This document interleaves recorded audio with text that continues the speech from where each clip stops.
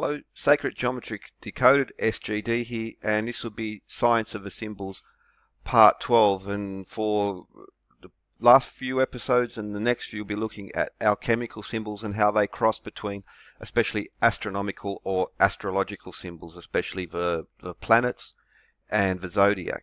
And as an example, Stephan Michelspacher, this quite important alchemist, hermeticist, and this is a reprint of one of his older books. Now, this is also why Stephan Michelspacher, previous episode, went into some of the aspects here. And another one of his that's from the used now as the title page, but well, especially alchemical symbols, what we have there, and there. So that's sulfur, for instance. And I'll go more in future episodes anyway. So another one of his, and again what we have is alchemical and planetary symbols of the caduceus, or the Mercury, as in Hermes, Hermeticism, or the god, or the planet, and the element Mercury, which is the prima materia, or Azoph, as is called in Hermeticism. This is also one by Stephan Michelspacher.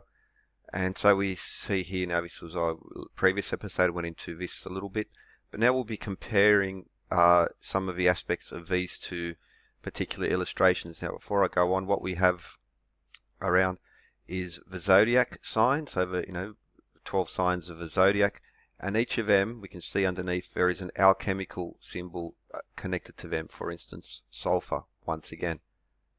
And you see the similar now we get the basic similarity with the cross and the triangle on top there, and we get the same here.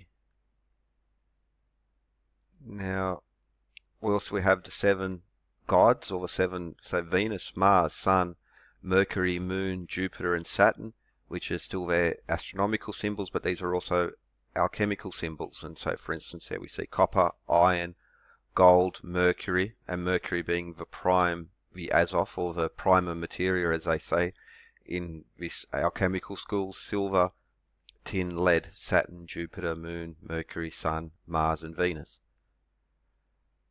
Just a close-up of what we got there. Now this is another one of his drawings, and we see the same thing happening here with his, let's just call it a pyramid or triangle of these aspects, with the Sun, the Moon, Mars, Saturn, Jupiter and Mercury. We can see their symbols there. For instance, Mars, the god of war, Venus, Saturn with the child and the scythe, obvious reference, Jupiter and the thunderbolt, and the Kundalini or the caduceus of Mercury.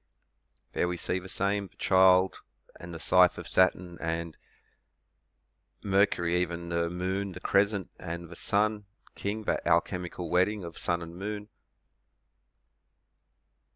And what we have is, well, underneath those 7, we have another 5. So they just, with the sun, again, we're missing the sun and the moon, but we have, well, they connect as above, so below the alchemical wedding of sun and moon. And then we have Mars, Venus, Mercury, Jupiter, and Saturn once more. As above, so below, this Hermetic principle. As above, so below. We can see as above, so below.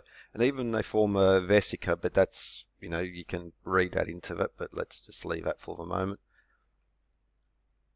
And another look at a key repeated feature, so whether it's Kircher or Flood, or as we see Michelspacher or Kunraf, we see the tetragrammaton, which was a mathematical symbol as well as a spiritual alchemical symbol as well.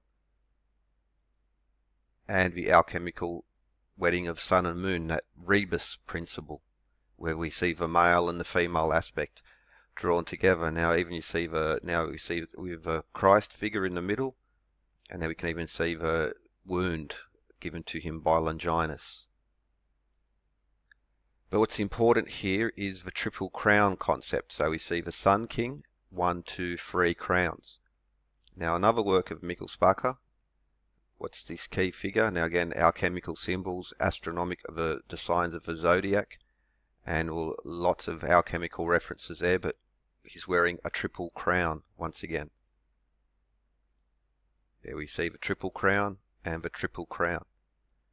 This is also called the hierophant, and this is also in tarot, for instance, or the Pope, where we see the keys. Now it's another reference we saw earlier in Kircher, Kircher's images, where we also saw the planets and the zodiac, as along with the cross staff and the pendulum symbols. Hermeticism, weights and measures, but again the triple crown. Now how does that connect? So the ancient Eleusian mysteries, the hierophant was the chief priest of this Greek mystery school. There's a Ninion tablet which is very strongly connected to Demeter and especially to wheat. So that's a key symbol of the Eleusian mystery. Now Demeter, or Ceres in Roman, as in cereal, and the wheat, and this agrarian cult as they call it. So we see the Roman era aspect again. Now Persephone, which is a goddess of the underworld, so Mercury or Hermes was the only one who could travel between the underworld, and then we also, which has connections to Hermanubis, this other Greek Roman cult where it was a fusion of Hermes and Anubis. Anubis, the Greek god of the underworld, Hermes, the god of weights and measures, but also the trickster god who was able to travel between the underworld and the above. But also worth noting is the Palmet on top. Did a series on these. And now Demeter, grain, well, also the cornucopia being a symbol of fruits and grains, and it also would connect to grain, oil and wine, this important feature in cornerstone ceremonies. But Demeter and the cornucopia, and this symbol of fertility and fruitful and prosperity. Now prosperity was also a name for Persephone in Roman.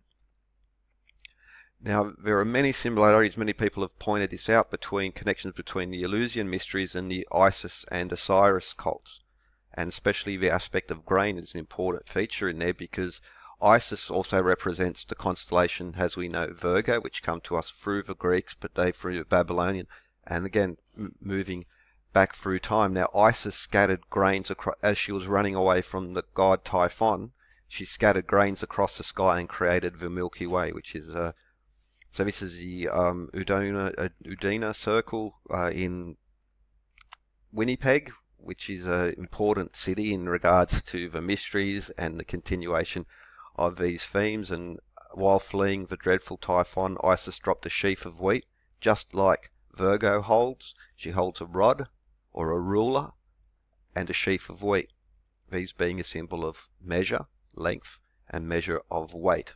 And this has been a constant throughout time. But we go back to Kircher, for instance, and his work, and what do we have? Also Typhon and Isis. So again, these continuation of these older mysteries through to the so-called Christian era, which is just a continuation of these older cults. And it's just now, because there's been a big time separation, now Christians tend to think of them as separate, but they're not. They're so connected through the architecture, and the Bible itself is just so often referring to older schools, mystery schools, pagan, whatever you want to call it.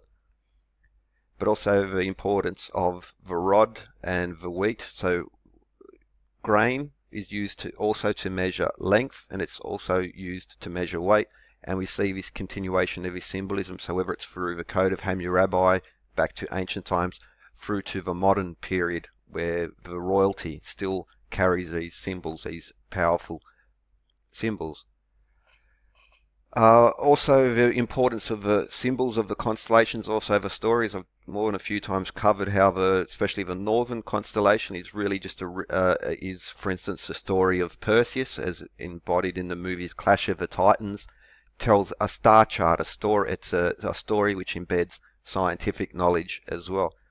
Now Virgo, which has the rod of power and the sheaf of wheat, which is directly above the scales of Libra. And that, I assure you, is no mistake, because throughout the constellations, the multiple references and crossovers between symbols of especially of science, of weight and measure, and how they connect in both the legends and well, yeah, Now this is a relief of Isis from Macedonia, which is a strong connection to the Eleusian mysteries. And just like Virgo, the rod of power and the sheaf of wheat. But what does this hat represent? What does this particular emblem represent? Well, it's the original caduceus, the wand, the rod of measure held by Hermes, as in Hermeticism. So the sheaf of wheat, just like Virgo, but we also see, but also the traveller's hat. Now that's an important feature. Now the Roman Mercury carries more, it looks like a World War One, or World War Two type helmet, but that's the traveller's cap because he's also the patron god of travellers, of navigation. He's also the god of commerce because people engaged in commerce need weights and measures. They need to navigate. They're travellers as well. So the aspect of the god, what he represents, and connects directly to these elements and these mysteries. Now Hermes, Hermeticism, these mystery schools, and the older Greek, Babylonian, and Egyptian ones just carries through. So now the caduceus, as we see now, is much different. This is here from Sydney, but you could get the Roman caduceus, and we see very different from the original version, although the meaning is exactly the same. Now, it's often said that this represents DNA. I strongly disagree. Firstly, because you would have to develop the sciences before you understood DNA, and so therefore you would need to measure. So the origin would just sort of logically, connect to there. I think it's a bridge way too far, where people, just like the light bulb at Dandera, where people or the Apache helicopter in Egypt as well, where we're projecting something on there. Now, the Sumerian one does look much more like the Roman one, but we see the Egyptian god of weights and measures and knowledge and science, just the equivalent of Hermes, does not have this. So it's stylized. And so Nuar and Fuzi, now some depictions have him and her in this DNA type spiral, but other ones do not. So, but we do see the commonality of their perp. So Nuar Fuzi taught people basically the skills such as fishing, but knowledge and writing, same aspect, and also the tools of geometry connected with them. And a DNA spiral does not match, so it's sort of close to this representation of Nuar and Fuzi, but the DNA spiral simply does not match this Kundalini, this caduceus. It's really a bridge too far to look at that. And again, it's much more advanced as compared to the origin. So it's like starting at fully developed and then going backwards. Well, okay, but maybe it could be. But anyway, I think it's really projecting something that isn't there because of modern discoveries. Now we go back to the Triple Crown and the importance. So we see Hermes, the caduceus, or Mercury, Mercurius, as in the element, the prima materia, Azoth in the Hermetic alchemical tradition, and the Triple Crown and how these older mystery schools connect. Okay, and so, yep, that's pretty much it, but again, I'll be going a lot more, but just as to start to look into some of these aspects where yeah, if you look at the bigger picture, I'm afraid that this projection doesn't really hold up, neither in a logical sense, because we see that, well, the connections and the symbols, and we follow the actual ancient writings from the original writings. It's just not there. We see connections which are written and described and have been passed on, and then we see modern projections onto the alchemical tradition. And so just